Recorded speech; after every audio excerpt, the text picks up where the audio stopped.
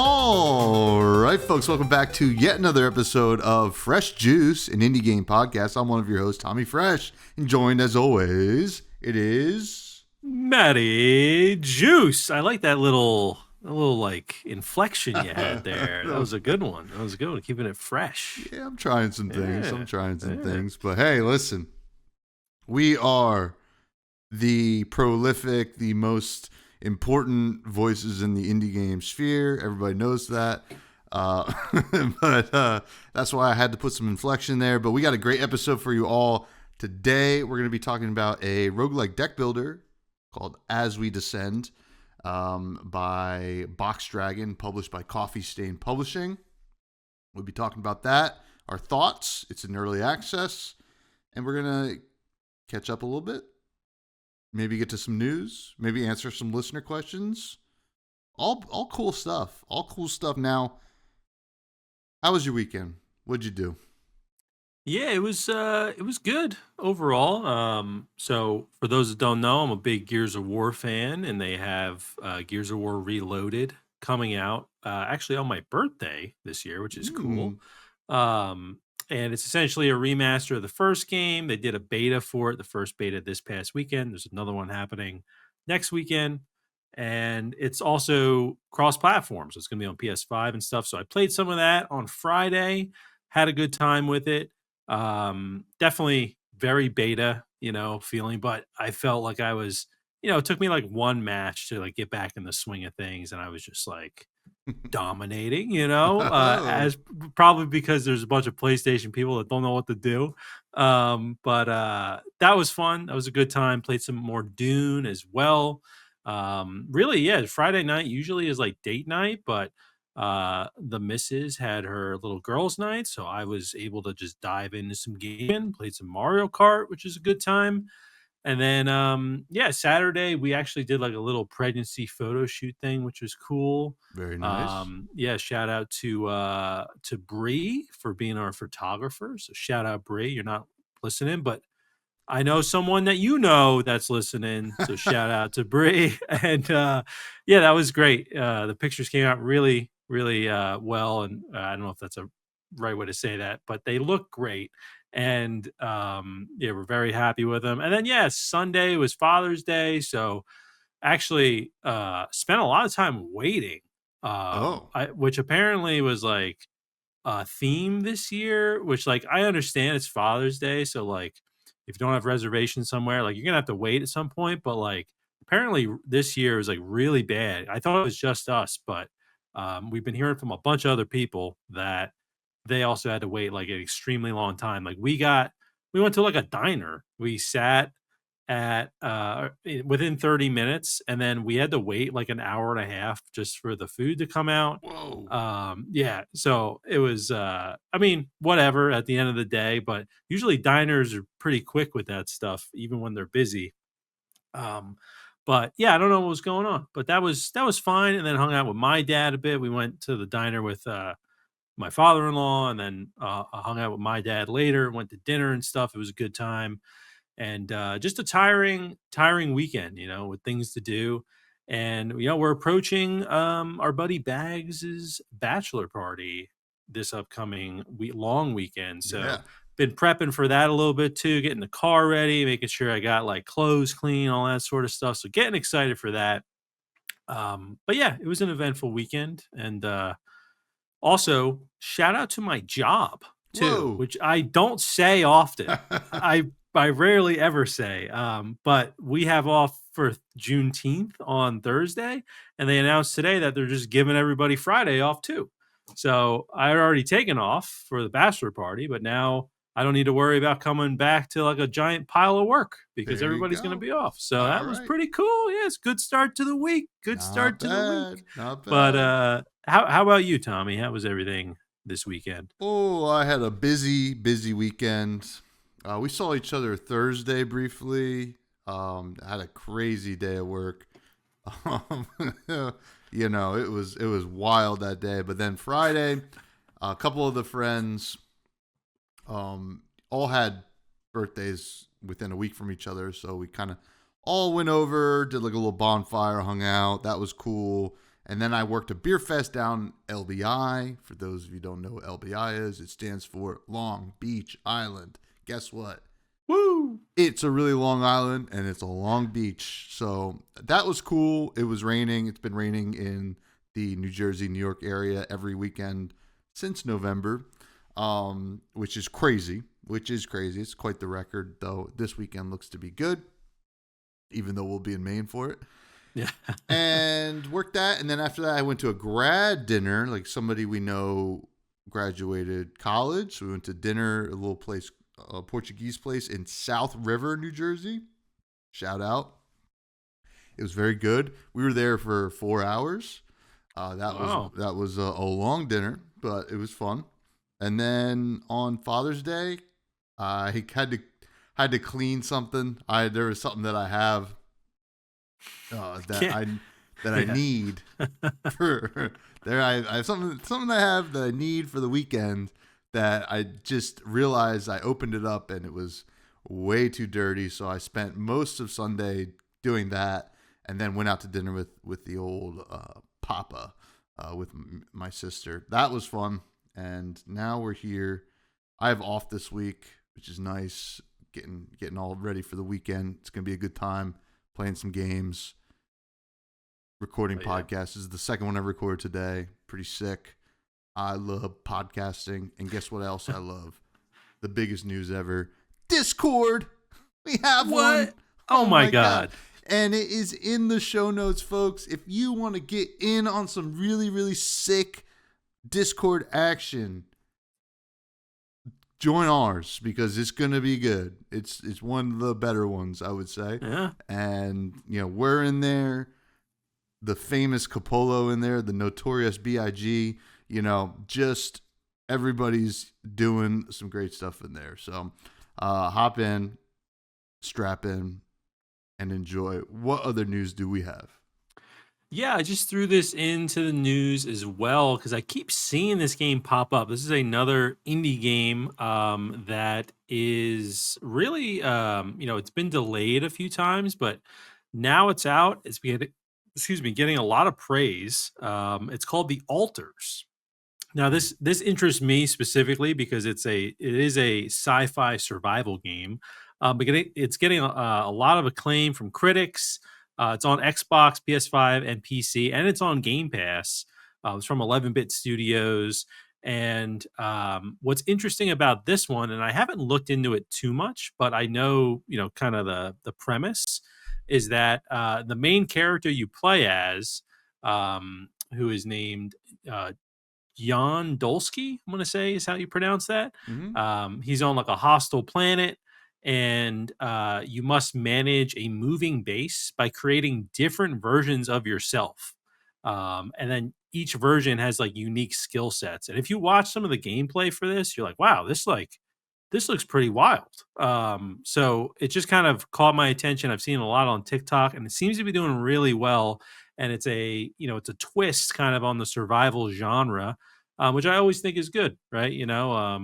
And who knows, maybe we'll be chatting a little bit about that today with today's game, being a little bit of a twist, a little bit of a different flavor of a popular genre. Yeah. But yeah, I think it's something I'm going to keep my eye on. I'll probably end up trying it out, but just wanted to shout it out. Another indie game that's getting some great reviews that seemingly just kind of came out of nowhere, at least from my point of view.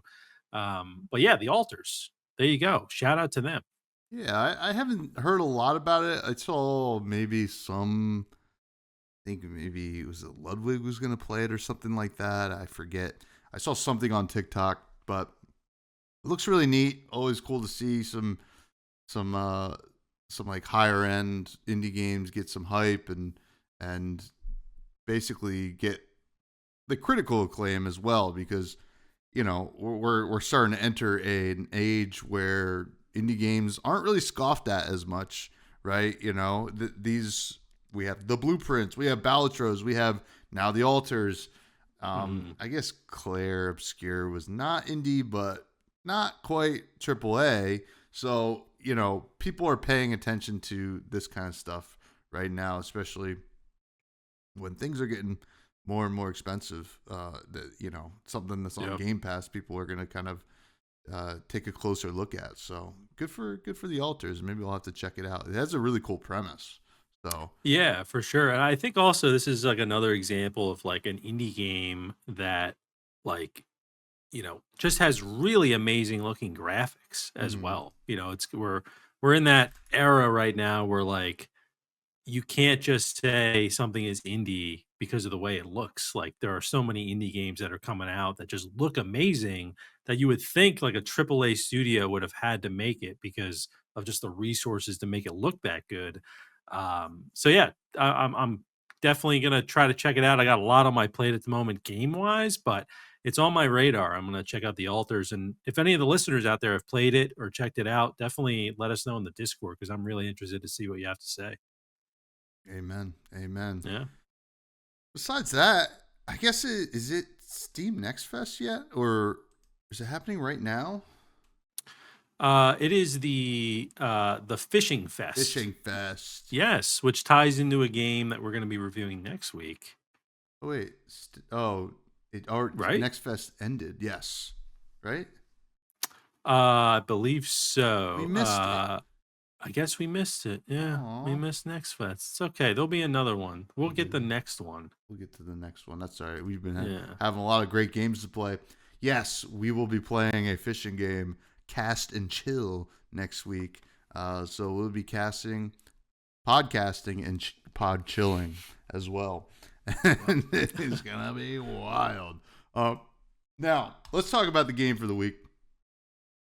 As we descend, as I said before, developed by Box Dragon and published by Coffee Stain, publishers of things like Valheim, and anything else that I would know?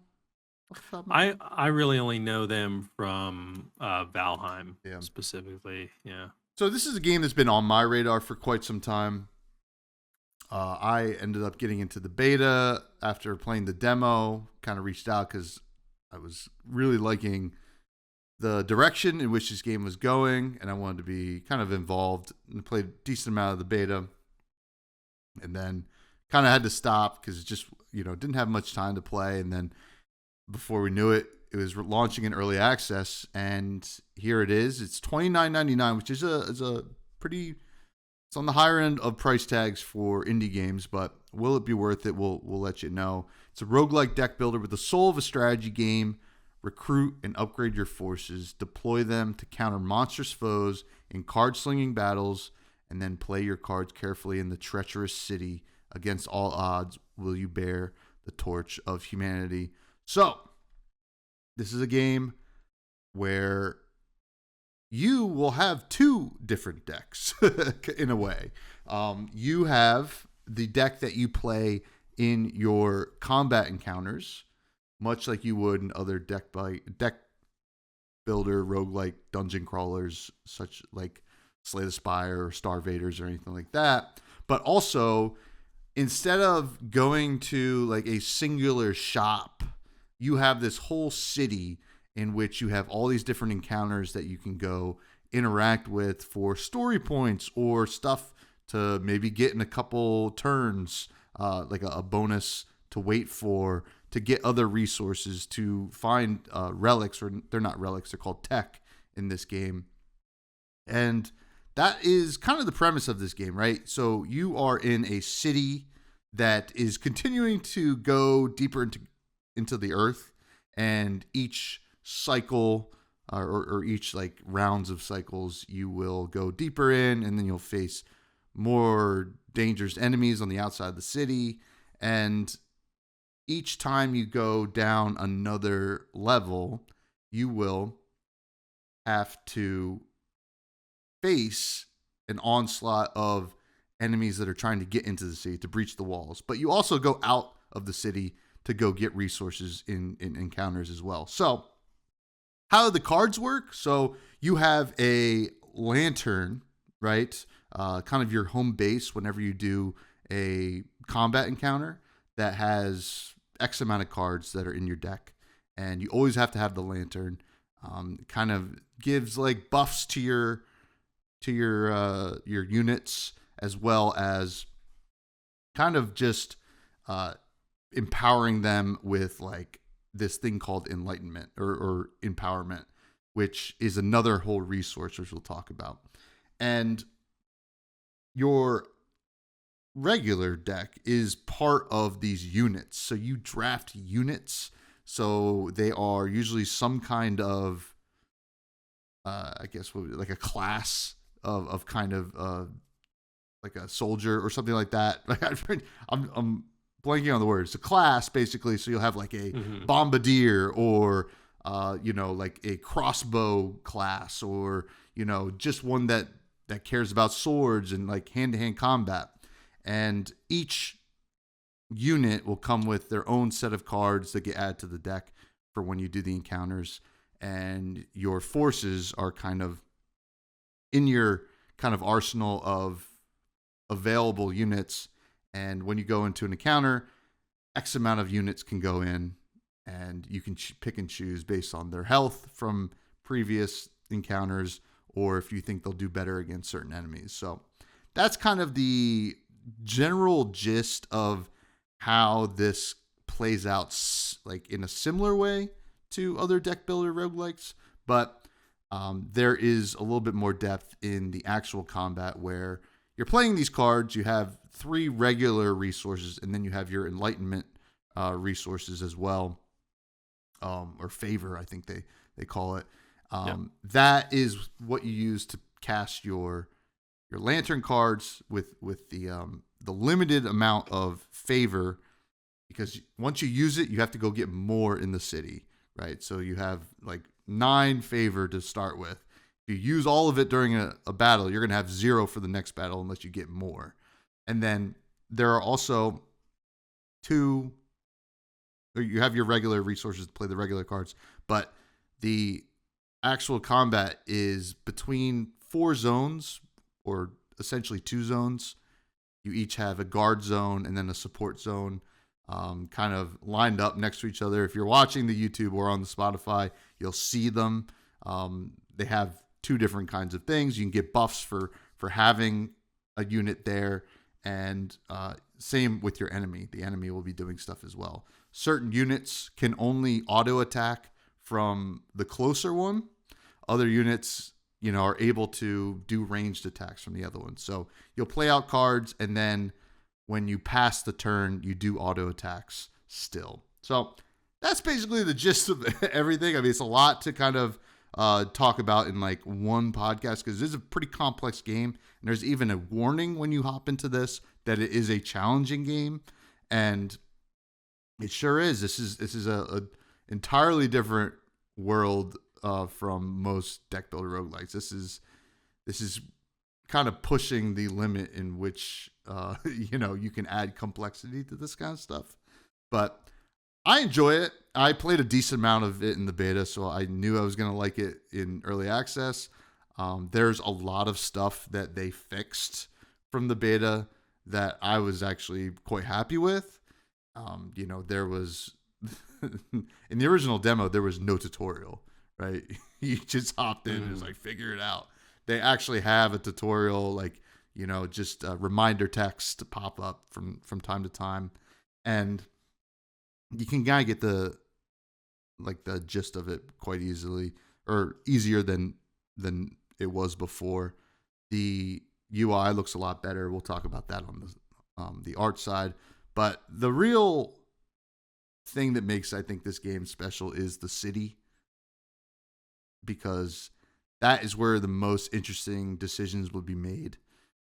Going back to the city with your ally cards that will go into these encounters, and they have like stats almost like D&D stats, like strength or intuition or charisma.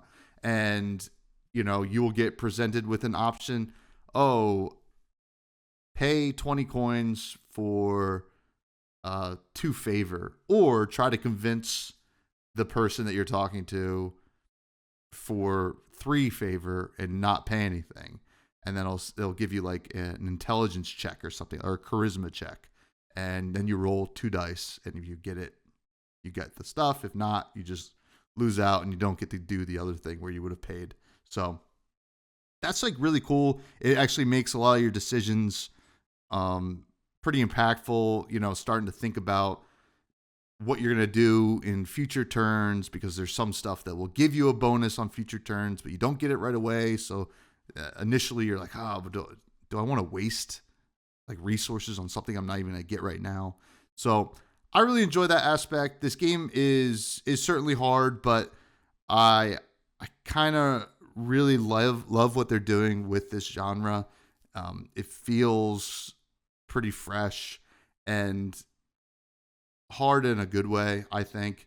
It feels, at times like, how am I supposed to win this? Which I don't mind, but then you realize, okay, this is what I did wrong. I should have buffed up this unit, or that unit wasn't that good for that kind of battle. And you realize it after it's too late, but then for the next run. So I enjoy it. I like the vibe of this game. I'll be playing more of it, but really interested to hear what you have to say, because this is not your genre of game. This is something that is made for me. That, if anything, I mean, the kind of like post-apocalyptic world, oh, check. Deck builder roguelike, oh, check. Board game like decision making, oh, check. This was kind of a big Tommy Fresh game, but was it a Matty Juice game? Well, let me first say that I appreciate everything this game is trying to do. I think it's cool that they kind of blended the deck builder genre kind of with like the city builder genre, but like a very basic kind of city builder. Once I kind of understood like that was, the I don't know, that was the way the gameplay loop worked. I started to go, oh, okay, like I understand what kind of decisions I need to try to make in the city that would then help me in combat. But I will say, like, this game is definitely made for like the hardcore deck builder fans, Mm-hmm. and I am not one of those people. Because it's just, I think, I didn't play the demo, so I don't know about how the onboarding was and the tutorial and stuff like that. But I felt like in this, I was not getting enough information, like tutorial wise, to like make decisions, where I felt like I just kind of was, all right, this is gonna attack this guy. I'm gonna just keep attacking until this guy's dead, and I'll just try to defend my guys. I wasn't really like focusing on, all those different stats it throws a lot at you, Mm-hmm. like in terms of like flavor text, which I'm trying to read through, but like I'm also not really, I didn't like fully understand, what certain flavor text meant. I did see like the D&D kind of aspect there, which is like, I'm familiar with that to an extent. But I felt like the combat, like what you're watching right now, if you're watching on YouTube or Spotify, that was probably my favorite part of the game, because I could easily kind of understand it. This is like the slice, I feel like, is similar to other kind of deck builder games, right?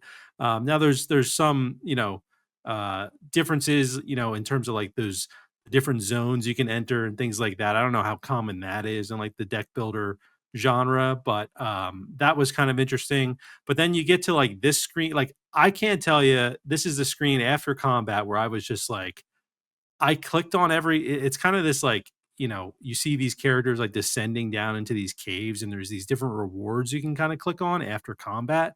I clicked on a few of these and I just kind of sat there because I was like, I don't know, like, what am I supposed to do here? And then when I tried to leave, it was like, oh, you have unclaimed rewards. And I was like, oh, I'm supposed to like not only reveal the reward, but I need to like click on each one in order to like claim it. So then I realized that. So there's just like stuff like that where, I am just not, this genre is like something that I don't have a lot of like a ton of experience in. So I just felt like there were certain things in the game where it was just like I didn't feel like I wanted to invest my time like learning all these small things that probably end up mattering when like the further you get into a run. But from a basic level standpoint, like I was able to get through like a good amount of like the combat encounters without any issues. And I started to understand, on the city side, there's certain things you maybe want to do because you get different resources that can then help with your combat encounter. So I started to like figure all that stuff out and like the currencies and things like that. But I just felt like there's like a lot of systems in this game. I just need more explanation for it. But this is like one of those situations. I feel like we had a game like this. I forget which one weeks ago where like I appreciate everything that they're doing. It's just like something that isn't like for me at the end of the day, where like I'm going to invest a ton of time into like playing this game. Because there's a lot going on here. There's a lot, we'll talk about the art and things like that later, but there's a lot I like, in that kind of area of the game. I just feel like they really got to work on the tutorials for it. And I saw the warning in the beginning of the game, and I'm like, all right, I've seen warnings like that before. And then I'm Mhm. getting into the game, and I'm like, oh man, like they're being serious here. Like I don't really know what's going on. I didn't really understand like all the mechanics, but the combat ones are something I could like easily understand. So that's just kind of where I landed on it. Like there's cool things. I love like that you're descending in this city, right?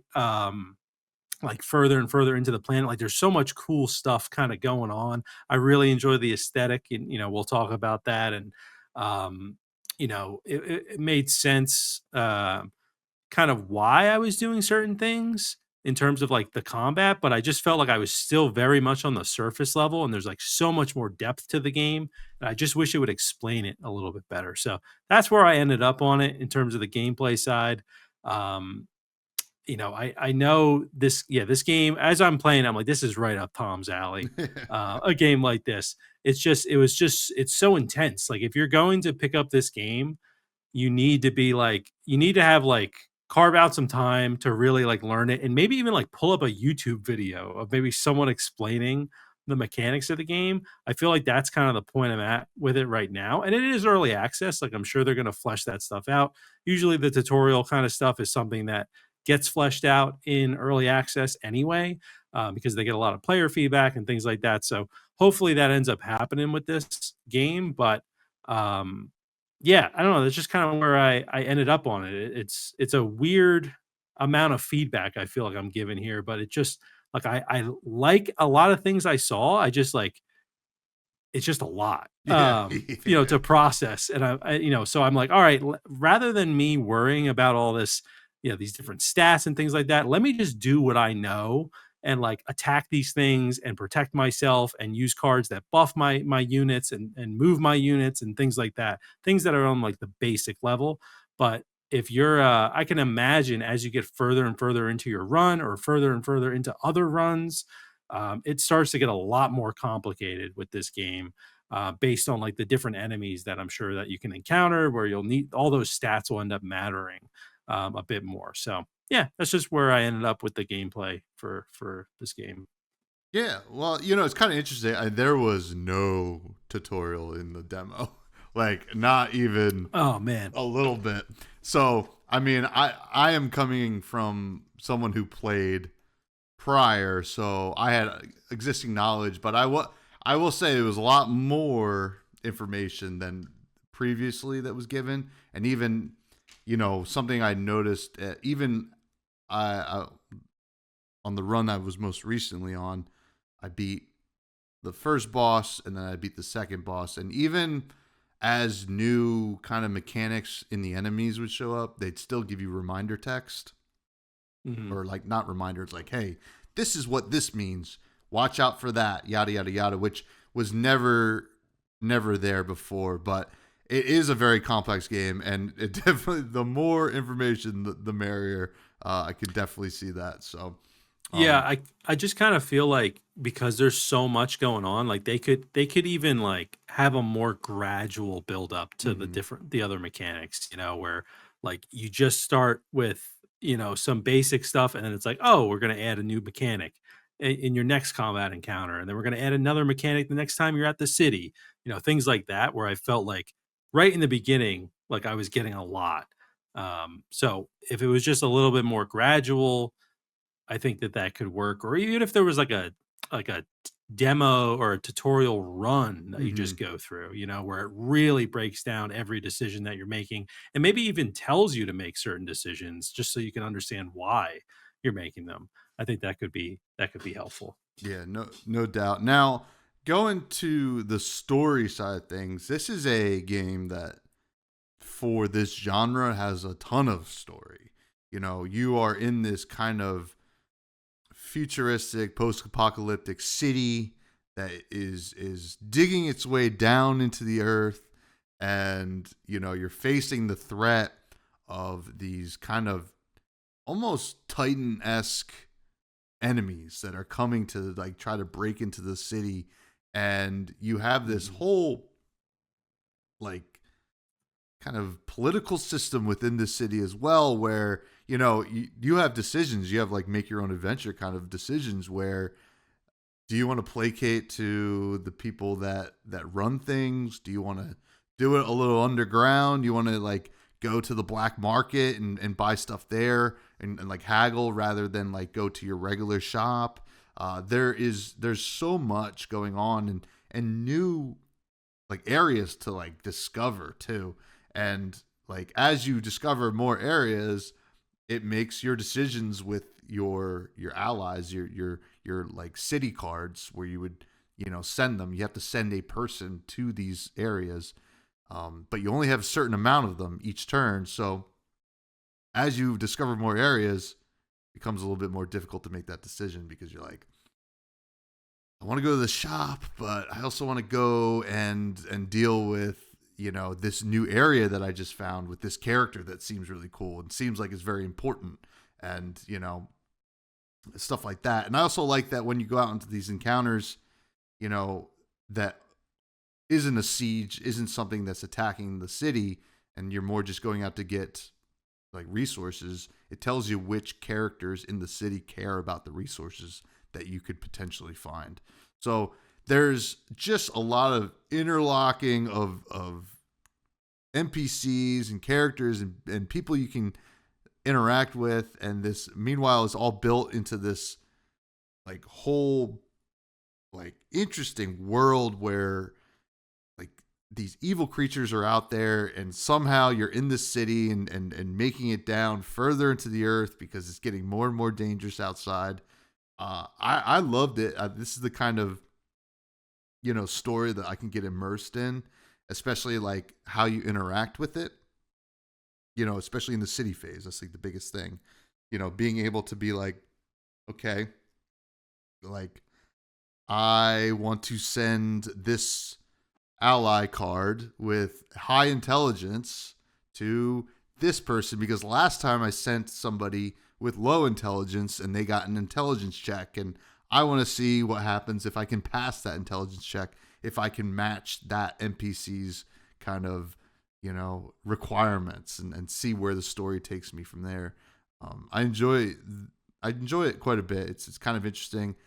I am really interested to kind of try and beat a run and see like how far you can go down, because you know it's a pretty neat kind of world that they've built here, and not to mention the units that you get to play around with. They all feel very characterized, and you know their cards are, you know, we'll talk about the aesthetics, but their cards feel like what they do, right? They nail kind of this top-down flavor design, which I think is such a huge win for this game.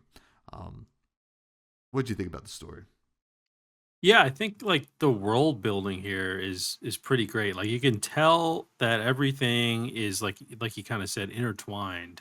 Um and you know, it's this like dark apocalyptic world. I really uh like the way they treat the dialogue in the game, and you're kind of seeing some of it right now if you're watching, where it kind of brings you to like this separate screen. It almost makes me feel like I'm playing like a sort of like a point and click kind of game, or maybe like a telltale sort of style game where like you're really just focused on like the person you're talking to. And then they also show you kind of like the previous dialogue that you've had in case there's like a longer conversation. It's kind of this like list of dialogue. I think that that was pretty well done. And, you know, you have to make different choices in the game that can affect, you know, your, like your combat units, you know, the resources you get, things like that. So like there are decisions you have to make from like a story kind of standpoint, kind of like what you were mentioning with like the politics, that can affect your run. which is interesting, because it obviously can play into like the roguelike sort of elements, but it also ties into the story, right? So like every run you do could be different story elements also unfolding, as well as different like gameplay mechanics and just like encounters unfolding. So it's kind of cool how they intertwine the story so much. Like I don't think I've played a deck builder that's had so much story elements into it. Now, there's not like cut scenes that I've seen, there's not like it's not really telling you like a linear story, right? But it's cool how they've, like I said, intertwined it um with like the roguelite, the deck builder kind of elements in the game.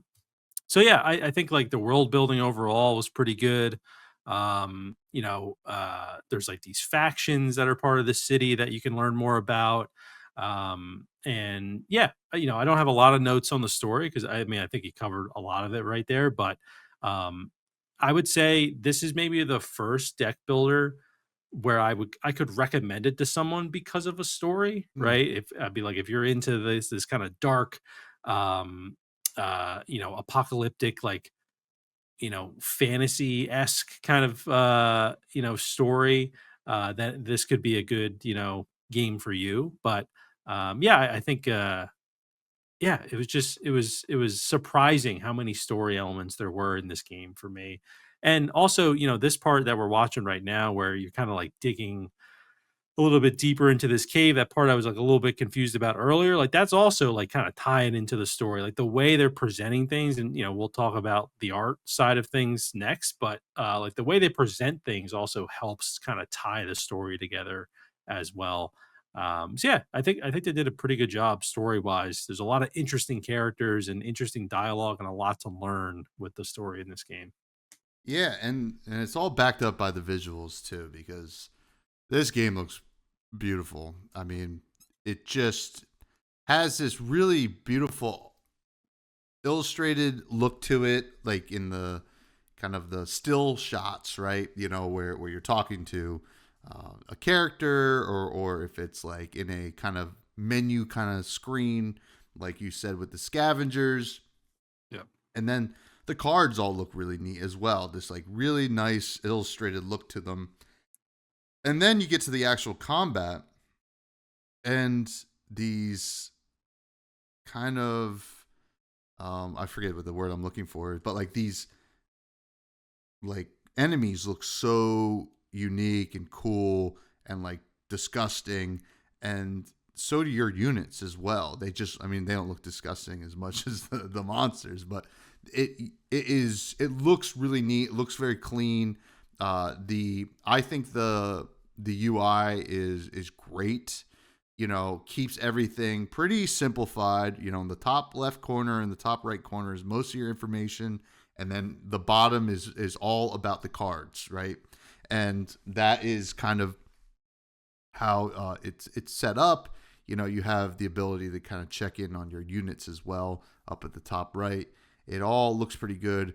One of the really the most impressive thing to me is the actual city itself. When you're in the city phase, is it just looks so good, and it's 3D. It's like you can rotate it around and take a look at all the different spots in the city, whether you're clicking into them or not.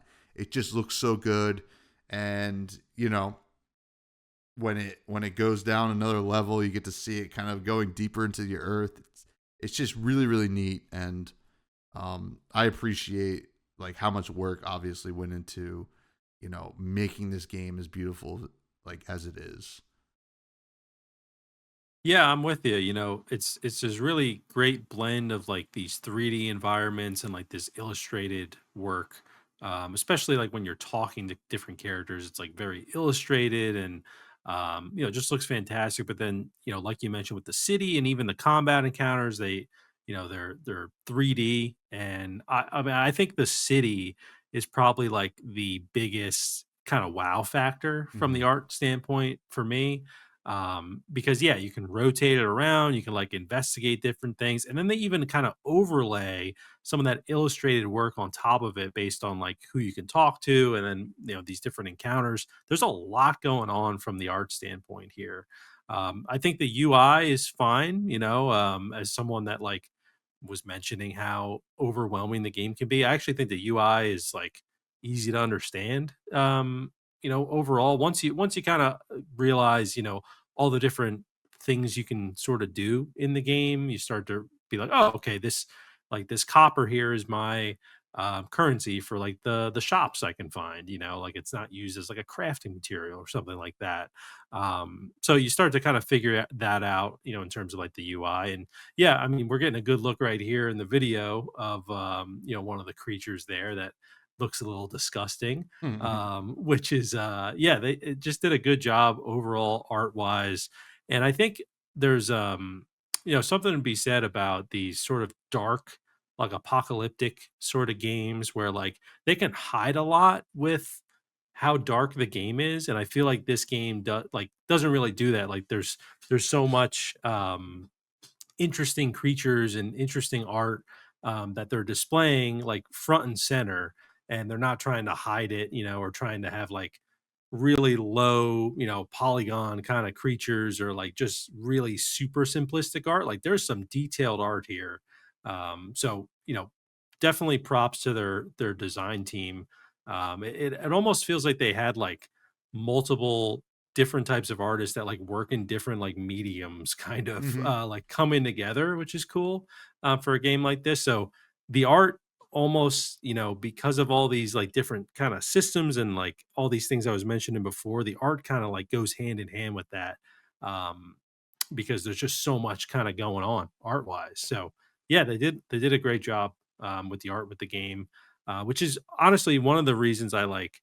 I know you were mentioning that you really like playing the game, so that was obviously a reason I wanted to check it out. But then just watching the game, I was like, oh, this looks really interesting. Like I want to explore more of this because of the way it looks. So yeah, I give them props for the art for sure.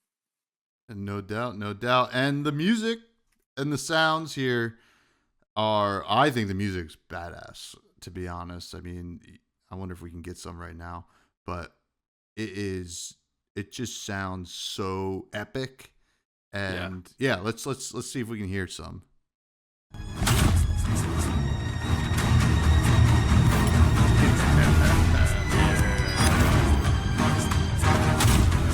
There we go. I mean, how cool is that? I mean, that is, these like dark like cello hits and stuff like that. It sounds great. You know, the regular sound effects are just kind of what you expect from this, but there's a lot of satisfying noises here in the game as well. Like when you add force field to your city, like it has this like really clicky kind of just almost ASMR, like getting put into the force field. Same with getting coins and favor, uh, as well as adding cards, and the sound of drawing the cards sounds even cool. So clearly, a lot of work put into the sound design here. I think it's really really impressive. I don't know. I don't want to speak out of turn, but I think one of the lead devs is also or might have had a hand in the composing, which is pretty cool. Hmm. Um, super super impressive. I think this was one of the first things that stood out to me, even when I played the demo. A lot of really cool music. I was like, oh man, I can't wait to hear more of this, and it definitely didn't disappoint here in early access. Yeah, I'm with you. I mean, the it's just epic. I don't have a lot more notes with the sounds. I think the sound effects were great. But really like that soundtrack is just so epic in those combat encounters.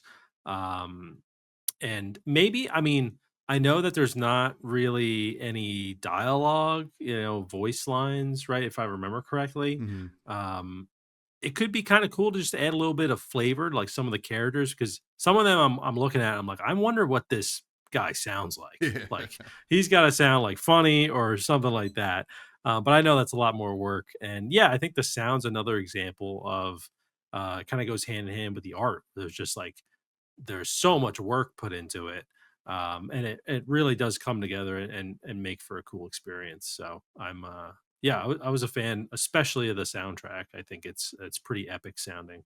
Amen, amen. Now, Yeah. going to performance, I there are like a little some blippy stuff, especially when you go from one screen to another. I think I guess at least on my end for the early access stuff, I only played on PC. I don't think it's set up for the Steam Deck as far as I know, but Yeah. I did play a little bit on the Steam Deck, but it's not easy oh, to okay. play on there. So definitely meant for PC. Yeah. Yeah, yeah. So I didn't have many issues. Yet I had, or there's the ability to when you boot up the game to do a lower taxing version of the game, and I actually tried both, and the lower taxing like looked just as good, so I wasn't like actually, and it actually ran better. It could be a my PC thing, but it worked fine. Nothing game breaking on my end. Yeah, I didn't have any issues. When I played on Steam Deck, it's just you have to use like the mouse trackpad, and Mm. there's a lot of smaller text, it just doesn't work like super great on the Steam Deck. I don't know if this game will ever kind of be, Steam Deck verified because of, it's kind of hard to avoid, I think, all the text in the game. But yeah, I didn't have any performance issues that I noticed at all. So it worked pretty well on PC. Awesome, awesome. Well, that's going to bring us to our final rating. Our ratings are as follows. S tier games are certified fresh juice. These are our Balatros of the world. After that is a steal. These are games like Crypt Custodian, Billionaire, The Cub. After that, we have Get on Sale. These are games that are not quite good, but have a lot of good things going for them. You might want to get them on sale. Stuff like Wizard with a Gun, and then after that, there's Manager Special. These are games that maybe if it's on a deep discount or if it's free to play, we didn't really enjoy it that much. But perhaps if it is like a genre you really like, it might be worth checking out. And then after that, Spoiled Milk, which is what nobody should be drinking. I don't think. Don't play it. Don't Don't play drink it. it. Don't play it. So, with that being said, I'll give my rating first. Go I for think it. I think you probably know this is going to be a certified fresh juice for me. It really is an impressive game. On all points here. There's so much depth. There's so much more to discover. Even now, like between this and the beta, I played quite a bit, and I'm excited to kind of really dive in and see how these units can be upgraded because they all have a perk system, which we never even even mentioned. But you can upgrade these units like wholly, give them new cards, yada yada yada. There's so much depth here, and just kind of figuring out what's good and what's not good, as well as this whole board game like RPG element in the city. It's just so unique and kind of vast in a way that doesn't feel forced or anything like that. It just kind of makes sense for what this game is doing. So certified fresh juice for me. I think if you like difficult deck builders, this is for you. It's not going to be for everybody. I know that. I mean, I wouldn't recommend this to somebody who's a fair weather deck builder fan or even never played deck builders. I would lead with something else. But for example, my buddy Will is a big deck builder fan. I was like, hey, maybe you want to check out this game As We Descend. Play the beta. It's pretty cool. It's out in early access now. I'm going to be playing some of it. And I looked on Steam and he's already put 13 hours into it. So, it kind of it takes hold of the hardcore fans out there. But what is your rating? Yeah, so I'm gonna be a little lower on this one just because, it's just not a game for me at the end of the day. So I'm giving this like a just a solid on sale. I think that there's so much that is to be appreciated for this game. And honestly, depending on how early access goes, this could be bumped up to a steal for me if they really like nail the tutorial down. Because I did have fun playing it. It's just it's one of those games where like I just there's so much time you need to kind of invest into it to I feel like really get the most out of it, and it just didn't hook me as well as much as like a hardcore deck builder fan, which I am not. I like deck building games, but I'm not, incredibly into them, to the point where like I'm figuring out all these little strategies and things like that. I'm definitely more of the fair weather fan of deck building. So I'm giving it a solid on sale. It is a $30 game as well. I Mm-hmm. do think there's a lot. There's a reason that it's that price too. There's like a lot that's been put into it. And you can see all the effort and the heart and the love that's been put into it. But just personally, for me, it's an on sale. So it's one of those games where if I saw it on sale, I'd be like, oh, maybe, maybe. Um, I think that there are some bundles. If you already own Star Vaders, which is another game we reviewed, I think there's a bundle with Star Vaders, and then also with Frostpunk. Yeah, I think with Frostpunk. So if you own any of those games, you might be able to get this for a little bit cheaper. But yeah, it is $30. I think it's worth the price, but um, it is not for everybody. That is for sure. So if you're a hardcore gamer like me, you might like it. Now, next week, as we said, we got cast and chill, and we're going to be casting, chilling, and doing all that fun stuff. And listener questions we have from the Discord, which is free to join. It's in the show notes below. Man of the Hour Bags comes in and asks, what game were you really excited for but didn't live up to your expectations? And what game did you not have on your radar that turned out to be really good? Yeah, good question. Honestly, the first game that comes to my mind that like I don't know if I was really excited for it, but I was excited for it. That didn't live up to expectations is Deathloop, which actually I think Bags we kind of played around the same time. The reason I was excited for it is because it was a roguelike um first person shooter. And it just looked really interesting. And I was like, oh, this seems pretty cool. And it really just didn't deliver for me. Like it just kind of fell flat. The gameplay was like boring at the end of the day and also just really easy. Like I feel like I spent like 2 hours playing it. And I wasn't challenged like at all. Um, so, just because 'cause I'm such a pro gamer, Mm-hmm. no, but it just I just feel like it really didn't deliver, and I feel like if they came out with a second one, I would at least be looking at it, but, that's probably one that comes to mind. I think I've answered a similar question before and said Hellskate, so I'm gonna just avoid saying that one. So I'll go with Deathloop there, and then what game did you not have on your radar that turned out to be really good? Um that's an interesting one. I have to think about that, which I didn't have it on my radar, and it turned out to be really good. Um, I mean, yeah, that's a tough one. I mean, there's so many games that have fallen in that category. Like Valheim, for example, was one that just like I didn't know about, and then when I bought it, I just, like, sunk in, like, so many hours into it. Yeah, I got 150 hours in Valheim, I'm just looking right now, so that's one that comes to mind. There's a lot of games that honestly fall in that category, especially doing, like, a show like this, where, like, I feel like most of the games we play, we've never really heard of before or we just recently heard of. So there's a lot of, like, certified fresh juices I could probably say there, but if I'm looking outside of the podcast, I'll probably just say Valheim. Valheim's in like my top 5 like survival games all time, and so that one really, I just couldn't stop playing it. So I really enjoyed it. But yeah, that's my answer. What about you, Tommy? What are you thinking?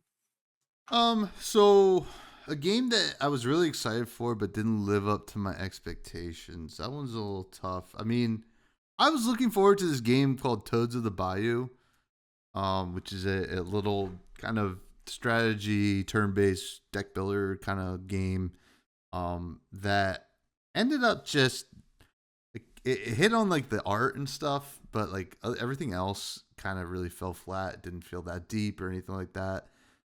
Still, I think still a fine game, but was not something that I was super excited for. And then something that wasn't on my radar that I ended up loving.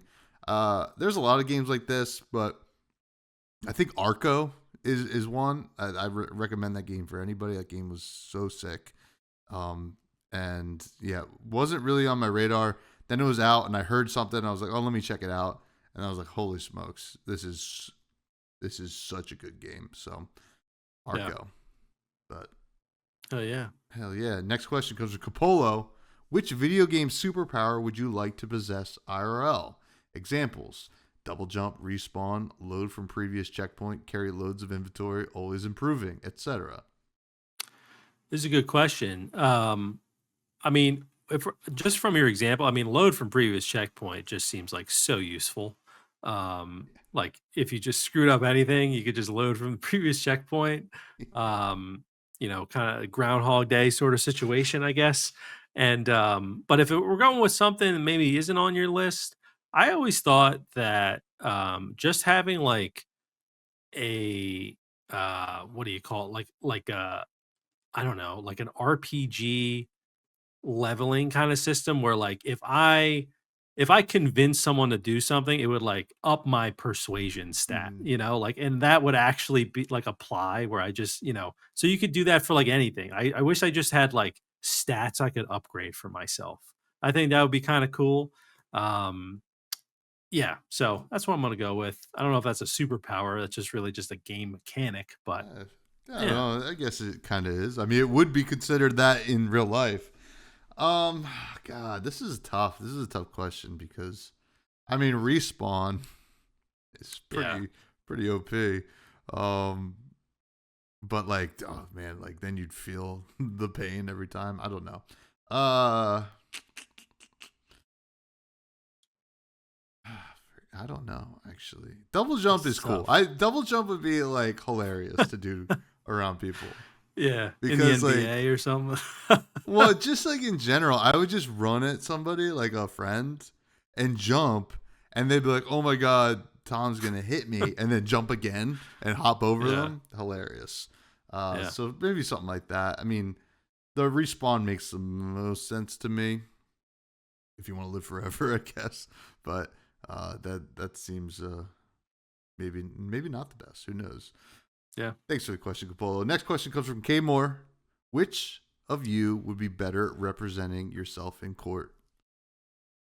Oh man, I don't think I'd be good at all representing myself in court because I don't know enough laws. I'd be like, I didn't do it. Like I don't know. I honestly don't know. I don't think I'd be good at all. What about you? I think you would be. Think so? Yeah, It depends what I did, I guess. it's true. But I'm also like trying to think of a realistic reason why you would be in court, right? Yeah, maybe like piracy, Piracy. something like that. Yeah. You might get. Yeah, Um, Me, I don't know. I don't think I'd be good at it, but maybe I mean, like, golly, it's hard to bullshit your way out of like jail. yeah, Like, I you could know, maybe BS myself a little bit, but I yeah. don't know. That's tough. Yeah. I would probably just like channel my inner like um my cousin Vinny or something, Yeah. or Yeah. I'd probably be like the guy in the beginning of that movie, like the public defender. Yes. He's just like he can't say anything. That's probably what would end up happening. Oh man, what a Yeah. great movie. Yeah. Um, Thanks for the question, K Moore. And finally, from R Carp, she asks, best barbecue side. Ooh, the best barbecue side. I mean, I love mac and cheese. I'm a Mhm. big mac and cheese guy. I also like potato salad. I'll probably just go with mac and cheese. I've had some pretty good mac and cheese sides with barbecue. I'm trying to think if there's anything else that really has made a big impression on me barbecue side wise, but I don't know. I always go for the mac and cheese, even if it's just a little bit. Yeah, mac and cheese is good. Cornbread is pretty good. Yeah. If it's like a honestly, I'm assuming we're thinking about maybe the best. Like it's all really made well. Yeah. If that's the case, coleslaw for me. I love coleslaw, especially like when you having like barbecue. It's all like heavy meats and stuff like that. Like kind of having that like nice kind of bright crunch to go along with it.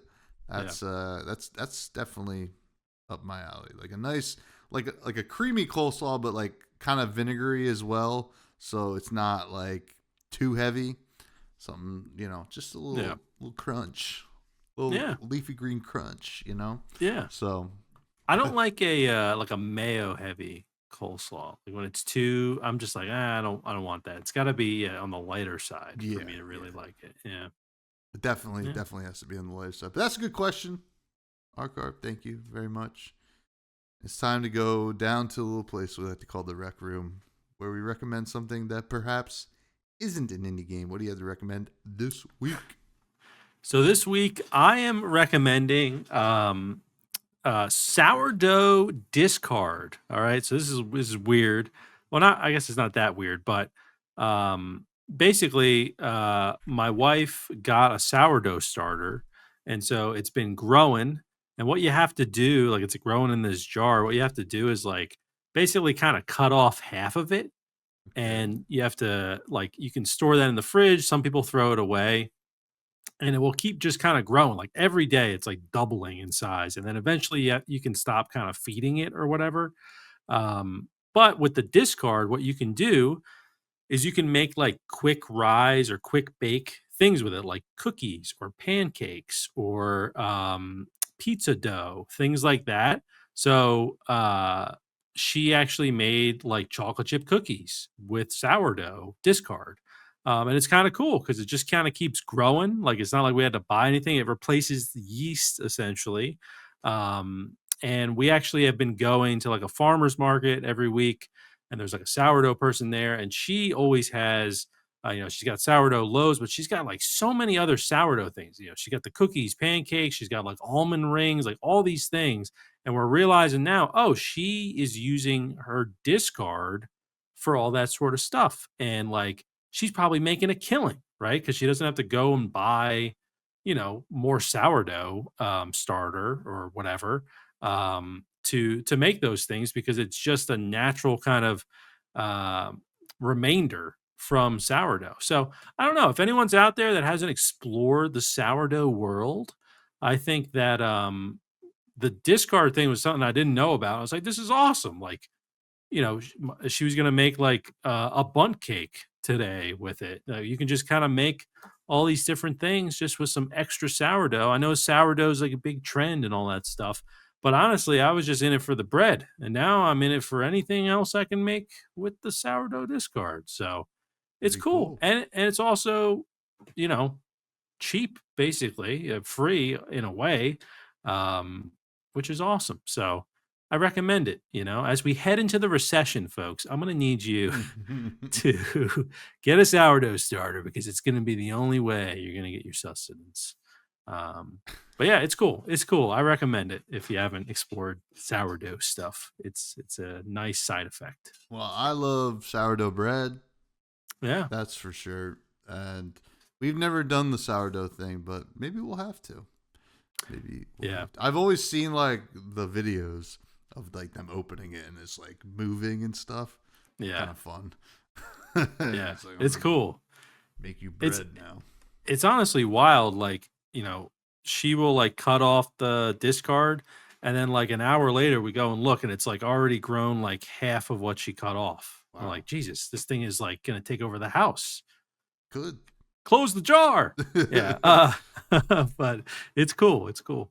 Cool. Yeah. I have a movie to recommend this week.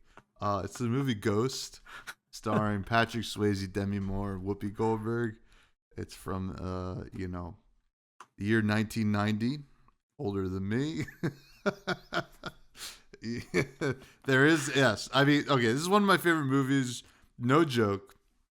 So if you haven't seen it, or if you've only remember like the iconic pottery making scene, which it's famous for, I definitely recommend it. So, this is just a true story of like love and also like good versus evil, right? And really with this like spooky little twist going into it. You have Patrick Swayze who plays Sam Wheat, who is I forget, he's going to be married to Demi Moore's character, Molly Jensen. And they live together, and one day they're walking home, somebody tries to mug them, and then Sam Wheat gets killed, and his ghost remains. And he kind of has to live as a ghost because he has unfinished business, and he doesn't know why.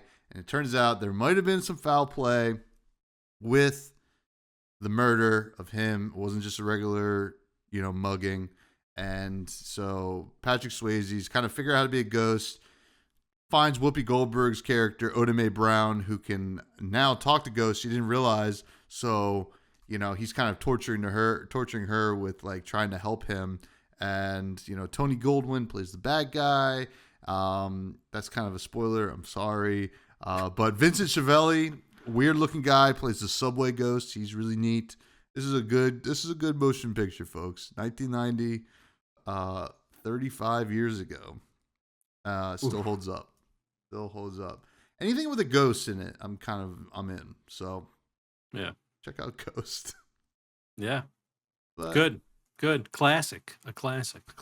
But hey, listen, we didn't do this last week, but this week you can find me on all socials at Fresh Buds Pod.